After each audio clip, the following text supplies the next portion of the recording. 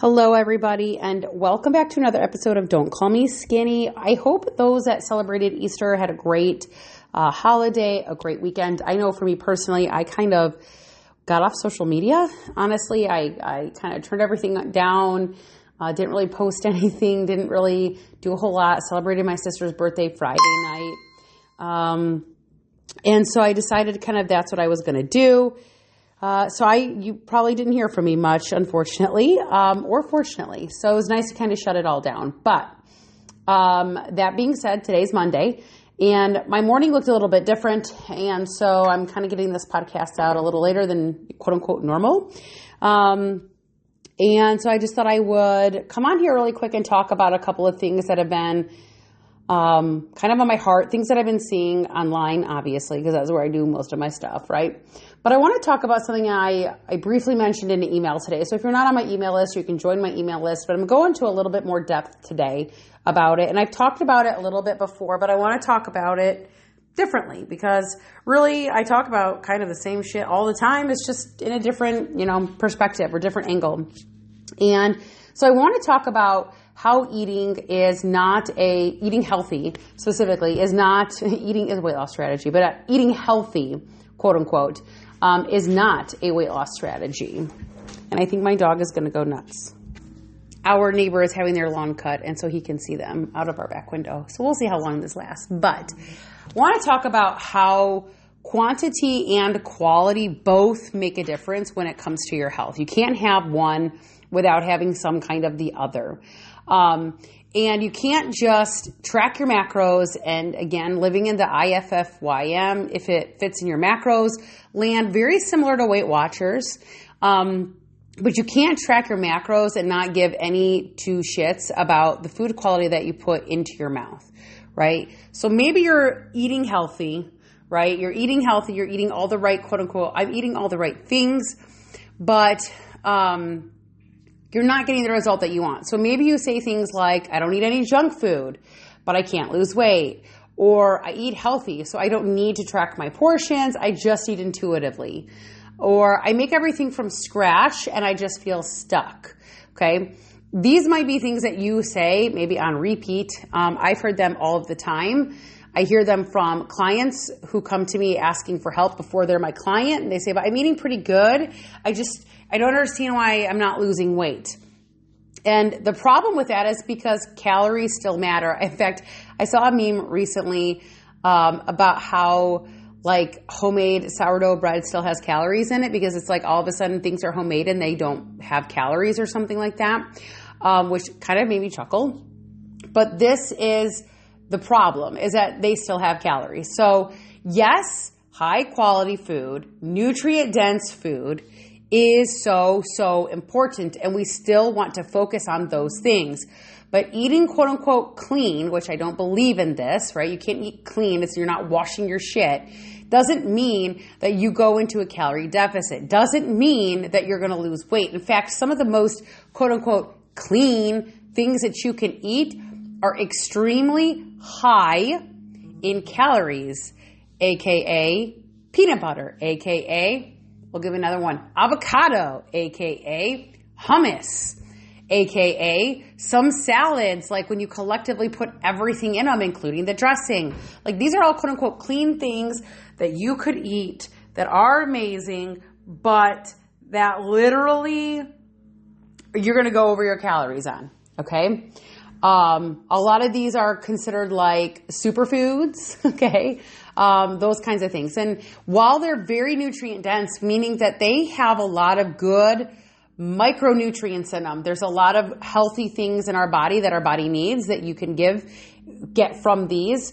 They're also very calorie dense. So nutrient dense and also calorie dense, okay? And without paying any attention to that, you're going to overeat. You're going to overconsume. It's going to be a thing. That was my one client that came to me just at the end of December. And she's like, I'm eating pretty good. Guess what we found out, though, once we started actually tracking her food? She's a fat eater. What that means, and it's not a bad thing, is that she likes to eat fat. And there's nothing wrong with that. The problem is fat is very calorically dense. It doesn't take a lot, and you get a lot of calories, okay? This is a lot of times I hear, I don't even eat that much, but what you're eating is very calorie dense, okay? But then you have this flip side. You have, well, I track my macros, so the quality of food doesn't matter, right? This is somebody that might track their carbs, proteins, fats, but eats whatever they want that they can that fits in their numbers.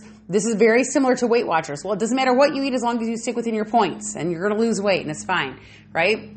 They say things like, it fits in my macros, so it's fine. Calories are all that matters. You only have to be in a calorie deficit.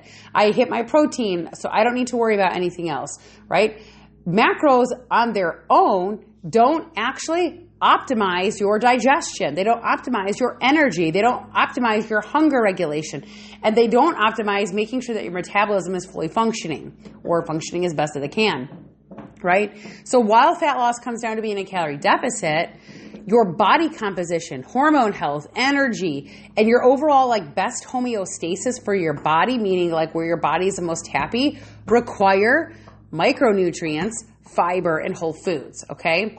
And so yes, you could technically lose weight eating Twinkies all fucking day if you wanted to do that every day, but you're gonna be in not great health. And there is a difference, right? I had this conversation recently with somebody was just because somebody is quote unquote skinny doesn't make them healthy. And just because somebody has fat on their body actually doesn't make them unhealthy, like to an extent. Okay. I know visceral fat in general is not ideal, especially the visceral fat around the belly, but you could have a percentage of it and still be healthy. I've worked with people that are 300, 400 pounds and their blood work comes back phenomenal. They're just overweight.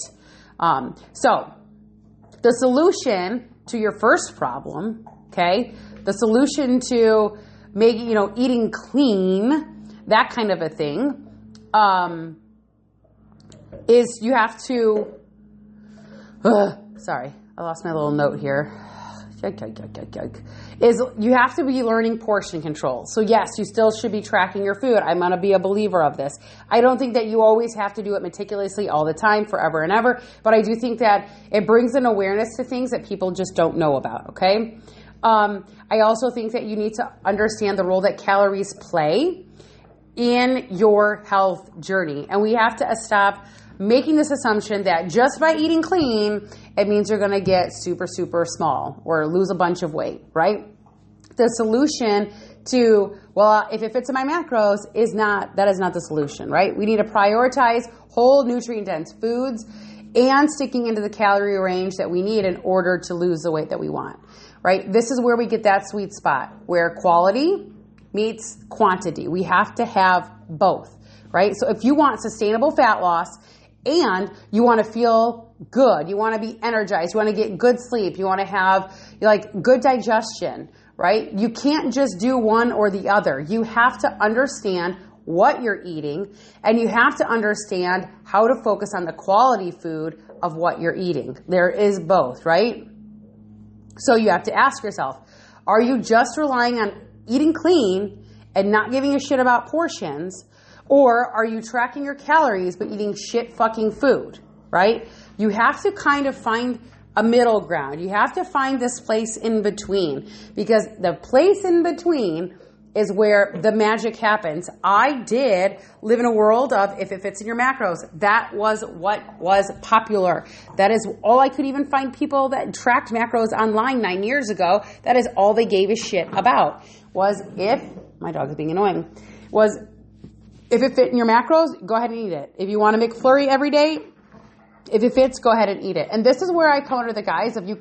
Just because you can't eat ice cream every day doesn't mean that's optimal for what you need. My dog is obnoxious. This is why I don't do a recording out here. I try to go to my office, but every time I've been in my office lately, all I do is sneeze. So,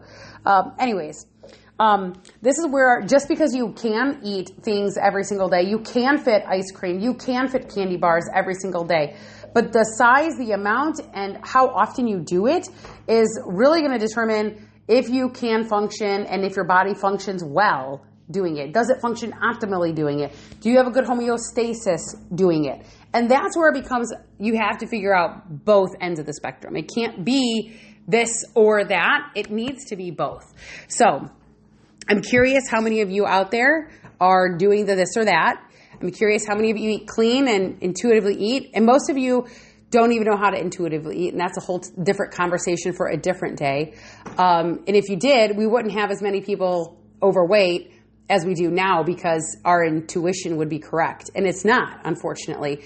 And your nervous system has a regulation of it has a lot to do with being able to intuitively eat.